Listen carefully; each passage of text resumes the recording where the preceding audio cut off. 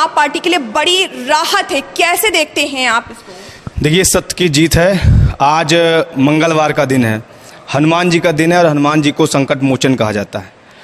और जब आप देखेंगे तो खास करके आम आदमी पार्टी के ऊपर हमारे सभी कार्यकर्ताओं के ऊपर हनुमान जी का बहुत बड़ा आशीर्वाद है, हमेशा से रहा है। आम आदमी पार्टी के अंदर अगर संकट मोचन की भूमिका देखी जाए तो संजय सिंह जी की है। कल जब अरविंद केजरीवाल जी एक षड्यंत्र के तहत जेल के अंदर जाते हैं, नरेंद्र मोदी के षड्यंत्र के तहत, ठीक अगले दिन यानी आज के दिन मंगलवार के दिन हनुमान जी ने अपना आशीर्वाद दिया और हमारी पार्टी के संकट मोचक आज एक तरीके से जेल से रिहा हो रहे हैं। ये हम सब के लिए बहुत बड़ी जीत है। मुझे लगता है कि हिंदुस्तान के करोड़ों नौजवानों के लिए बड़ी जीत है क्योंकि संजय सिंह उनकी आवाज़ है। स्टेशन के कुलियों की बड़ी जीत है क्योंकि संजय सिंह उनकी आवाज़ है। किसानों की जीत है, व्यापारियों की जीत है, महिलाओं की जीत है, रेहड़ी ठेले वालों की जीत है, उन गरीबों की जीत है जिनकी आवाज़ कोई सदन में उठाता नहीं। संजय सिंह उन सबकी आवाज़ है और संजय सिंह की रिहाई, संजय सिंह की आज एक तरीके से जो जेल से जो उनको जमानत मिली है, हम सब के लिए बहुत खुशी की बात है। 2 साल हो गए इस तथाकथित शराब घोटाले को, 2 साल हो गए और 2 रुपए का भी आरोप अभी तक सिद्ध नहीं कर पाई ईडी कोर्ट के अंदर। और जब सिद्ध हुआ आरोप, पैसा पकड़ा गया, आज आप देखिए सुप्रीम कोर्ट ने बार बार इस बात को कहा कि मनी ट्रेल कहाँ हुआ, रिकवरी कहाँ हुआ। यानी 6 महीने से सांसद संजय सिंह जी जेल के अंदर हैं और अभी तक 1 रुपए का भी न कहीं से मनी ट्रेल साबित हो पाया, न कहीं से कोई रिकवरी हो पाई। तो ये एक बहुत बड़ा तमाचा है भारतीय जनता पार्टी के मुंह पे, मुझे लगता है। और कहीं ना कहीं बहुत बड़ा प्रश्न चिन्ह है ईडी की कार्रवाई पे। मनी ट्रेल हुआ तो कहाँ हुआ? मनी ट्रेल हुआ शरद चंद्र रेड्डी के द्वारा 60 करोड़ रुपए रिश्वत दी गई इलेक्टोरल बॉन्ड के जरिए भारतीय जनता पार्टी को। तो ये मुझे लगता है कि अब आने वाले दिनों में ईडी को भाजपा के राष्ट्रीय अध्यक्ष जेपी नड्डा के यहाँ कार्रवाई करनी चाहिए, उनके यहाँ छापेमारी करनी चाहिए। मुझे लगता है कि इससे बड़ा दिन जो आम आदमी पार्टी के कार्यकर्ताओं के लिए नहीं होगा। और हम सब के लिए भावुक क्षण भी है कि किस तरीके से एक एक करके नरेंद्र मोदी हमारे सभी नेताओं को जेल के अंदर डालने का काम कर रहे थे, लेकिन हनुमान जी ने अपना आशीर्वाद दिया और आज संजय सिंह जी जेल से बाहर हैं। इसके पीछे क्या वजह हो सकती है? और ईडी लगातार जो आपके नेता है उनको जेल भेज रही है, क्या हो सकता है? बीजेपी की क्या रणनीति हो सकती है? क्या षड्यंत्र आप मानते हैं इसको? नहीं, देखिए, ये बात तो साबित हो चुकी है कि नरेंद्र मोदी जी को अपनी लोकप्रियता पे शक है।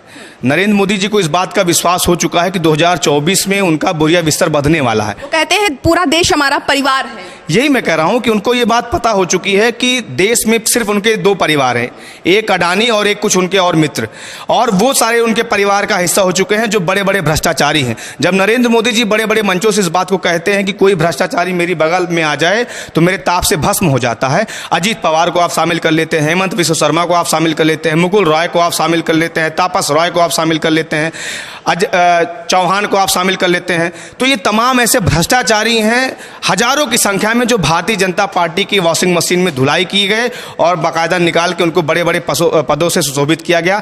नरेंद्र मोदी इस बात को अच्छे से जानते हैं कि इस हिंदुस्तान के अंदर अगर किसी राजनीतिक दल को हराना सबसे कठिन है तो अरविंद केजरीवाल आम आदमी पार्टी है, इसलिए वो आम आदमी पार्टी के पीछे पड़े हुए हैं। वो सोच रहे थे कि अरविंद केजरीवाल को जेल में डाल के हम आम आदमी पार्टी को खत्म कर देंगे, लेकिन आम आदमी पार्टी आंदोलन की कोख से निकली हुई पार्टी है। हमारा एक एक कार्यकर्ता अरविंद केजरीवाल है। जिस मंसूबे को नरेंद्र मोदी जी पाले बैठे थे उसको असफल करने का काम आम आदमी पार्टी करेगी। संजय सिंह की रिहाई के बाद आगामी लोकसभा चुनाव पर कितना सकारात्मक प्रभाव पड़ेगा पार्टी पर? मुझे लगता है कि ये आज आम आदमी पार्टी के कार्यकर्ताओं के लिए बहुत बड़ी खुशी का दिन है। जो देश की जनता है, जो गरीब जनता है, उसके लिए बहुत बड़ी खुशी का दिन है। और अब जाहिर सी बात है, संजय सिंह जो मजबूत आवाज़ है, एक ईमानदार, एक प्रखर आवाज़ है, खास करके इंडिया अलायंस की, मजबूती से पूरे देश के अंदर जाके प्रचार करेंगे पार्टी के प्रत्याशियों के लिए और तमाम और मंचों पर जाके पार्टी का पक्ष रखेंगे। और जो नरेंद्र मोदी का अध्याय जहां रुका हुआ था, अडानी वाला जो रिश्ता देश के सामने जो आया था संजय सिंह जी के द्वारा, उस अध्याय को फिर से शुरुआत की जाएगी। नरेंद्र मोदी से लगातार आंख में आंख डाल के सवाल करने का काम संजय सिंह जी ऐसे ही जारी रखेंगे। आपके जो आधार हैं मनीष सिसोदिया और मुख्यमंत्री के अरविंद केजरीवाल अभी भी जेल में बंद है। जो चुनाव आने वाला है तो ऐसे में किस तरह की तैयारी रहेगी और क्या क्या चीजें रहेंगी चुनाव के दौरान? नहीं, देखिए, आम आदमी पार्टी चूंकि लगभग जितनी सीटों पे हमको चुनाव लड़ना है, हमारे प्रत्याशी ऑलरेडी मैदान में हैं, लगातार चुनावी प्रचार अपनी सभाएं कर रहे हैं। और ठीक है, भारतीय जनता पार्टी ने एक षड्यंत्र के तहत हमारे शीर्ष नेतृत्व को अंदर करके रखा है, लेकिन पार्टी देखिए, आम आदमी पार्टी कोई बड़े बड़े राजनीतिक खानदान से निकली हुई पार्टी नहीं हुई। हमारी पार्टी का कोई भी नेता है वो या तो अधिकारी रहा या तो गरीब परिवार से रहा है, तो हमारे लिए जनता माने, हमारे लिए जनता ही चुनाव लड़ती है। आम आदमी पार्टी के लिए कोई उद्योगपति आके चुनाव नहीं लड़ता, हमारी पार्टी के लिए जनता चुनाव लड़ती है और जनता की पूरी सहानुभूति आम आदमी पार्टी के साथ है। जनता इस बात को देख रही है कि नरेंद्र मोदी किस तरीके से घबराए हुए हैं, केजरीवाल जी से डरे हुए हैं और किस तरीके से महज 10 साल की पार्टी ने राष्ट्रीय पार्टी का दर्जा प्राप्त कर लिया, उसको खत्म करने का प्रयास कर रहे हैं। तो जनता जनार्दन होती, जनता ने नरेंद्र मोदी को अर्श पे पहुंचाया, वही जनता नरेंद्र मोदी को फर्श पे पहुंचाएगी, अरविंद केजरीवाल जी को अर्श पे पहुंचाने का काम करेगी। दुबे जी, आतिशी जी का एक बयान आया हुआ है कि उन्हें बीजेपी की तरफ से पार्टी में शामिल होने का न्योता दिया है, कितना सही है? नहीं, ये तो मुझे लगता है कि दर्जनों बार आप देखिए, 2015 में ये हुआ, हमने कई सारे नंबर भी जारी किए, 2017 में हुआ, 2019 में, और अभी पंजाब के अंदर हमारे 2 विधायक ने प्रेस कॉन्फ्रेंस करके इस बात को बताया कि किस तरीके से उनको 25-25 करोड़ का ऑफर दिया जा रहा है, मंत्री पद का ऑफर दिया जा रहा है। दिल्ली के अंदर लगभग एक बार में 26 से 27 विधायकों को टारगेट किया भाजपा ने। तो इनका जो एक तरीके से ऑपरेशन लोटस है वो कहीं ना कहीं पूरे देश में सफल तो रहा, लेकिन आम आदमी पार्टी के पास जब ये आते हैं तो इनका ऑपरेशन लोटस फेल हो जाता है। जो आतिशी जी के पास मैसेज गया, अभी 2 दिन पहले हमारे एक विधायक हैं ऋतुराज जी, उनके पास भी यही मैसेज गया कि आप 10 विधायकों को तोड़ो, हम आपको इतना करोड़ रुपए देंगे।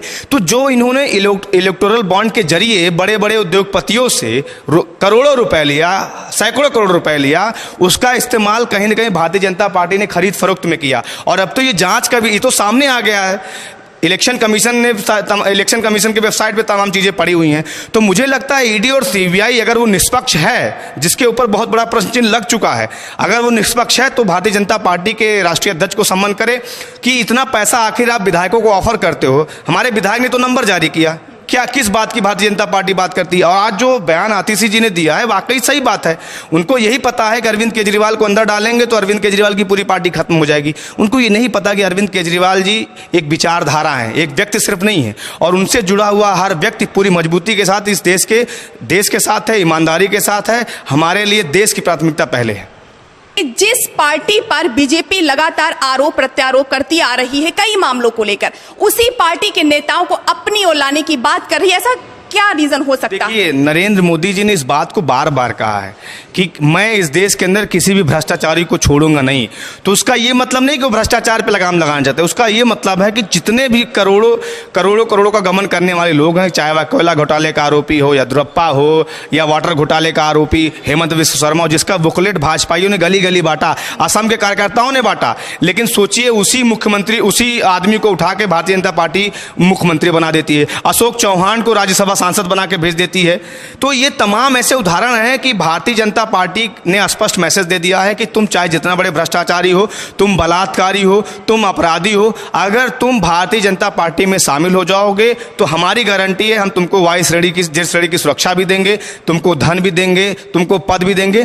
तो नरेंद्र मोदी जी ने अपना पूरा एक तरीके से विचार स्पष्ट कर दिया। मैं तो अभी 2 दिन पहले उनको मेरठ में सुन रहा था, जैसे एक शराबी शराब पीने के बाद नशा मुक्ति पे बात करें, नरेंद्र मोदी जी वैसे ही भ्रष्टाचारियों को अपने पास बुला के उनको बाहों में बाहें डाल के भर के फिर अगले दिन वो भ्रष्टाचार पे ज्ञान झाड़ते हैं। तो ये देश की जनता समझ चुकी है कि नरेंद्र मोदी का दोगला चरित्र क्या है। मंचों से कुछ और बोलेंगे और पीठ पीछे कुछ और करते हैं। जो व्यक्ति कहता है कि भ्रष्टाचारी मेरी ताप से भस्म हो जाते हैं, उन्हीं व्यक्तियों को गले लगा नरेंद्र मोदी जी इस देश की सियासत कर रहे हैं। लेकिन मुझे लगता है कि डरा हुआ एक तानाशाह मरा हुआ लोकतंत्र पैदा करता है। एक आखिरी सवाल दुबे जी और है, जेल में अरविंद केजरीवाल हैं, 15 दिन के लिए हिरासत में लिया गया है, मनीष सिसोदिया भी हैं। अब ऐसे में जो चुनाव आ रहा है उसकी तैयारियां किस तरह से होंगी और जनता किस तरह से भरोसा करे इस पार्टी पर और वोट करे? नहीं, देखिए, मुझे लगता है जब से ये नरेंद्र मोदी ने षड्यंत्र रचा, खास करके अरविंद केजरीवाल जी को गिरफ्तार करने की, इनके लिए बहुत बड़ा बैकफायर साबित हुआ है।